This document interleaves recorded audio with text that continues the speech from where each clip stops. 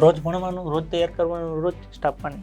જ્યારે મેં નક્કી કર્યું મારે સરકારી નોકરીની પરીક્ષા દેવી છે તો મારું શેડ્યુલ જે મેં બનાવેલું હતું એ જ શેડ્યુલ હું આજે ફોલો કરાવું છું કે મોડું સવારે 7 વાગે જાગી જવાનું, 7 થી 8 માં તૈયાર થઈ જવાનું, 8 થી લઈને 12 4 કલાક વાંચવાનું, 12 થી લઈને 3 જમવાનું પ્લસ આરામ, 3 વાગે બેસી જવાનું, 3 થી લઈને 7 ફરી 4 કલાક વાંચવાનું, 7 થી 8 ફરી પાછું જમવાનું, ફ્રી ટાઈમ, 8 વાગે બેસી જવાનું, 12 વાગ્યા સુધી વાંચવાનું, 12 વાગે સુઈ જવાનું, 7 વાગે જાગી જવાનું. આ જ્યારે મેં મારી જીવનમાં એ દરમિયાન કોઈ મોબાઈલનો ઉપયોગ નહીં કરવાનો, વાંચવાનું એટલે પ્યોર વાંચવાનું, મેં મહેનત કરી, હું પાસ થયો. એટલે એ સિસ્ટમ મેં કોમન બનાવી કે જે આવું કરે એ બધા પાસ થઈ શકે છે, તમે થઈ શકો છો. પણ એના માટે રોજ તમારે મિનિમમ 12 કલાક તો મહેનત કરવી પડે. રોજ ભણવાનું, રોજ તૈયાર કરવાનું, રોજ ટેસ્ટ આપવાની. ટેસ્ટ આપીએ એટલે ખબર પડે પ્રશ્ન આપણો સાચો પડ્યો, ખોટો પડે તો એ બને આપણને યાદ રહી જાય કે આમાં જવાબ આવું નથી આવતો, આ આવે છે. પણ ટેસ્ટ આપો તો એવું થાય. ન આવડતા વિષય માટે વધારે સમય ફાળવીને તૈયાર કરવું. જે વિષય નથી આવડતું એને વધારે સમય આપો.